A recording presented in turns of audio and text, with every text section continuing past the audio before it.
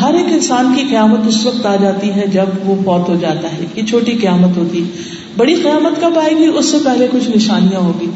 سب سے پہلے یہ ہے کہ امام مہدی آئیں گے, دجال آئے گا, پھر اس کے بعد حضرت عیسیٰ علیہ السلام آئیں گے جو دجال کو قتل کریں گے, پھر اس کے بعد یاجوج ماجوج آئیں گے, پھر یاجوج ماجوج ختم ہوں گے, پھر عیسیٰ علیہ السلام کی وفات ہوگی, اور پھر اس کے بعد 10 اور نشانیاں سامنے آئیں گی.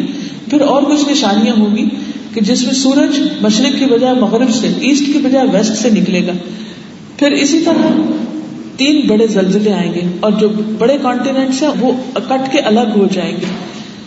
یعنی زمین کا جو پورا ایک فارمیٹ ہے یا نقشہ ہے وہ تبدیل ہو جائے گا. پھر اسی طرح یہ ہے کہ اسموک اٹھے گا جو لوگوں کو حشر کے میدان کی طرف لے چلے گا. پھر اسی طرح اور بھی بہت سی نشانیاں بتائی گئی ہیں جن کے بتانے کے اس وقت میرے پاس ٹائم نہیں. ایک کتاب ہے قیامت کی نشانیاں, اگر آپ اس کو پڑھ لیں تو آپ کو بہت سی باتیں پتہ چلیں گی.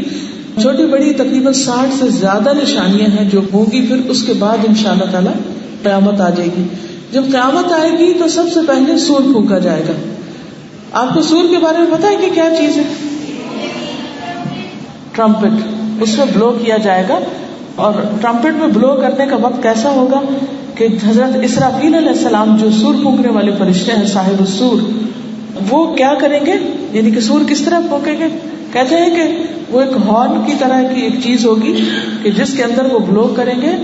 حدیث میں آتا ہے کہ انہوں نے اپنا منہ کے اندر ہوا بھر رکھی ہے, جیسے ہوتا ہے نا جب پھونکنا ہوتا ہے جیسے ہم ایسے کر لیتے ہیں منہ کو, اور ہاتھ میں اس کو پکڑا ہوا ہے, اور کان لگائے ہوئے ہیں کہ کس وقت اللہ تعالیٰ حکم دے اور سور پھونک دیا جائے.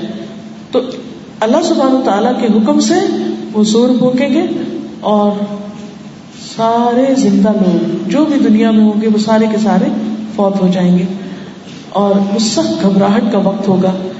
سور پھونکنے کے بعد کیا ہوگا؟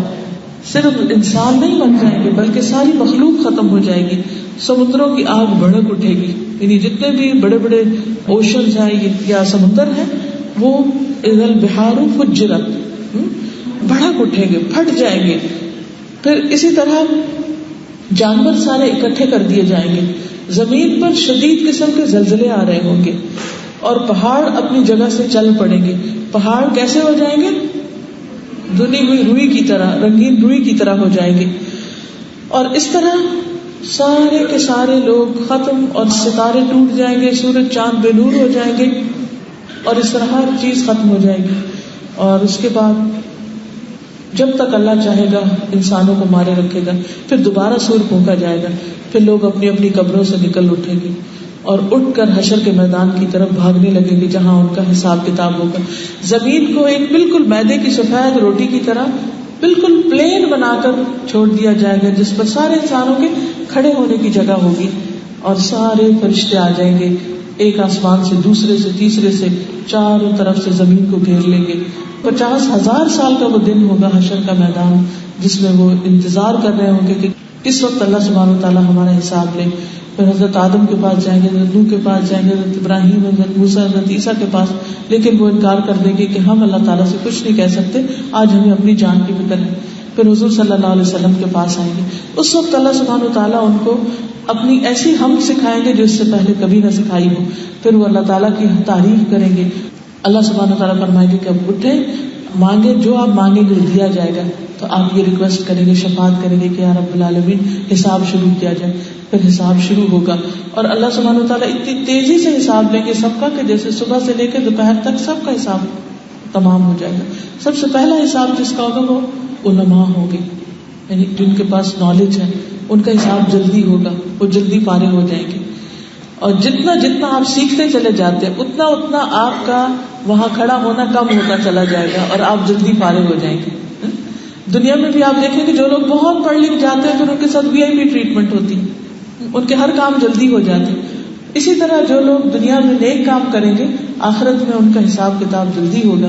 پھر شہیدوں کا ہوگا, پھر اور نیک لوگوں کا ہوگا, اور جو کفار ہوں گے ان کو تو سیدھا کے سیدھا جہنم میں لے جایا جائے گا, کیونکہ ان کے پاس تو کوئی اچھا عمل ہے ہی نہیں کہ وہ تولا جائے. بہرحال پھر اس کے بعد جو جس چیز کو ڈیزرو کرتا ہوگا اس کے مطابق جنت میں جائے گا. حساب کے بعد لوگ نبی صلی اللہ علیہ وسلم کے پاس حوض کوثر پہ جائیں گے, اور وہاں پر پانی پیئیں گے کیونکہ اتنی سخت پیاس لگی ہوگی سب کو, سخت گرمی اور تھکاوٹ کا دن ہوگا, ہر کوئی اپنے اپنے پسینے میں ڈوبا ہوا ہوگا. وہاں سے فارغ ہو کر پھر پلسرات آئے گا. پلسرات پر جب جائیں گے تو امانت اور صلہ رحم بھی کھڑے ہوں گے اور بڑے بڑے اس کے اوپر کانٹے لگے ہوئے ہوں گے. کچھ لوگ آنکھ جھپکنے کی دیر سے گزر جائیں گے, کچھ لوگ بجلی کی رفتار سے گزریں گے, کچھ تیز ہوا کی طرح, کچھ اونٹ بھاگنے کی طرح, کچھ خود اپنے بھاگنے کی طرح, کچھ چل رہے ہوں گے, کچھ گھسٹ رہے ہوں گے. اور جو لوگ ان میں سے رشتہ داروں کے ساتھ تعلق کاٹ کے رکھتے ہیں اور امانت میں خیانت کرتے ہیں, اپنی ڈیوٹی پوری نہیں کرتے, اپنی ذمہ داریاں نہیں نبھاتے, ان کو وہ کانٹے جو ہے نا پکڑ کے جہنم میں پھینک دیں گے, وہ آگے نہیں جانے دیں گے, اور جب تک وہ سزا نہیں بھگت لیں گے وہاں سے نکلیں گے نہیں. بہرحال جب لوگ پلسرات پار کر کے چلے جائیں گے تو آگے پھر ایک کنترا آئے گا, ایک اور چھوٹا برج آئے گا. اس برج پر کھڑے ہوں گے اور وہاں پر یہ سب اب جنت میں جانے والے لوگ ہیں, لیکن ابھی بھی ان کا حساب چکایا جائے گا, حقوق العباد کا حساب ہوگا. آپس میں ایک دوسرے کے لین دین ہوں گے, اس کی نیکیاں اس کو دی جا رہی, اس کی اس کو. اب اگر دنیا میں کوئی کسی کی غیبت کرتا ہے تو بے شک بہت نیک انسان اور اس کے پاس پہاڑوں برابر نیکیاں, لیکن جس کی غیبت کی اس کو اپنی نیکی دینی پڑے گی, اللہ یہ کہ وہ معاف کر دے. بہرحال وہ معافی تلافی ہوگی, پھر ایسا ایسا پھر جنت کی طرف نکلیں گے, سب کے دل دھو دیے جائیں گے, سب آپس میں بھائی بھائی بن جائیں گے. پھر نبی صلی اللہ علیہ وسلم سب سے پہلے انسان ہوں گے کہ جو جنت کا دروازہ کھٹکھٹائیں گے, اور پھر جنت کا داروغہ کہے گا کہ ہاں مجھے حکم دیا گیا تھا کہ آپ سے پہلے کسی کے لیے دروازہ نہ کھولے. پھر دروازہ کھلے گا, پھر سب لوگ جنت میں داخل ہو جائیں گے اور ہمیشہ ہمیشہ کے لیے وہاں رہنے لگیں گے. اور اسی طرح جو برے لوگ ہوں گے ان کو جہنم میں پھینک دیا جائے گا.